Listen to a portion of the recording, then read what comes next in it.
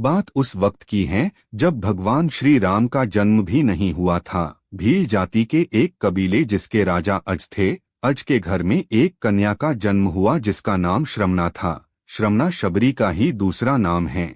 शबरी की माता का नाम इंदुमती था। शबरी बचपन में पक्षियों से अलौकिक बातें किया करती थी जो सभी के लिए आश्चर्य का विषय था।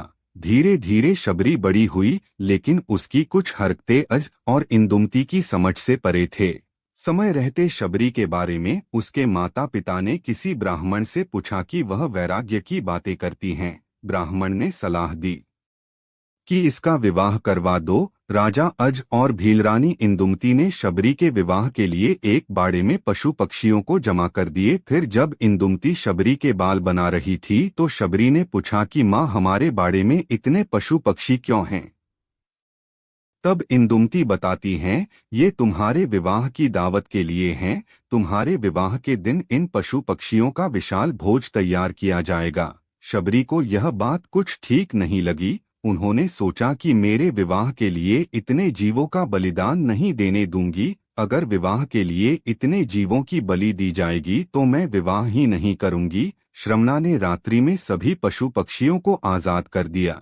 जब शबरी बाड़े के किवाड़ को खोल रही थी तो उसको किसी ने देख लिया।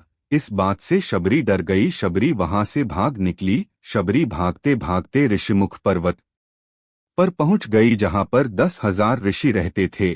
इसके बावजूद शबरी छुपते हुए कुछ दिनों तक, जब तक वह पकड़ी नहीं गई, रोज सवेरे ऋषियों के आश्रम में आने वाले पत्तों को साफ कर देती थी और हवन के लिए सूखी लकड़ियों का बंदोबस्त भी कर देती थीं। बड़े ही भाव से शबरी सविंधाओं से लकड़ियों को ऋषियों के हवन कुंड के पास रख देती थी।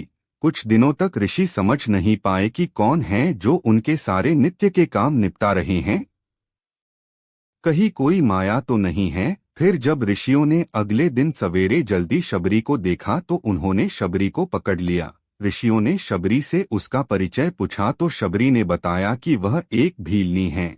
ऋषि मतंग ने शबरी को अपनी बेटी कहकर उसको एक कुटिया में शरण दी और सेवा करने को कहा। समय बीतता गया। मतंग ऋषि बूढ़े हो गए। मतंग ऋषि ने घोषणा की, अब मैं अपनी देह छोड़ना चाहता हूँ। तब शबरी ने कहा कि एक पिता को मैं वहां पर छोड़कर आई और आज आप भी मुझे छोड़कर जा रहे हैं। अब मेरा कौन ख्याल रखेगा? मतंग ऋषि ने कहा, बेटी तुम्हारा ख्याल अब राम रखेंगे। शबरी सरलता से कहती हैं कि राम कौन हैं और मैं उन्हें कहाँ ढूंढूंगी? ऋषि ने कहा, बेटी तुम्हें उनको खोजने की जरूरत नहीं है, वो स्वयं तुम्हारी कुटिया पर चलकर आएंगे। शबरी ने मतंग ऋषि के इस वचन को पकड़ लिया कि राम आएंगे। शबरी रोज भगवान के लिए फूल बिछाकर रखती, उनके लिए फल तोड़कर लाती और पूरे दिन भगवान श्री राम का इंतजार करती। इंतजार करते करते शबरी बूढ़ी हो गई, लेकिन अब तक राम नहीं आए। फिर एक दिन आ ही गया जब शबरी के वर्षों का इंतजार खत्म होने वाला था। शबरी ने फूल बिछाकर रखे थे। आते जाते लोगों को मना कर रही थी कि इस फूल पर भगवान चलेंगे। शबरी श्री राम के लिए बेर तोड़कर लाई थी, यह निश्चित करने के लिए बेर मीठे हैं या खट्टे। शबरी ने बेर को चख चख कर उनको झूठे कर दिए। जब भगवान श्री राम आए तो शबरी एक पत्थर के आसन के पास बैठी थी। शबरी ने पहली नजर में भगवान को पहचान लिया। शबरी ने भगवान का खूब आदर सत्कार किया और उनको झूठे बेर खिलाए। इस प्रकार शबरी के वर्षों का इंतजार खत्म हुआ था और उसको भगवान श्री राम मिले थे। माता शबरी की कथा रामायण, भागवत, रामचरितमानस, सूरसागर, साकेत आदि ग्रंथों में मिलती है।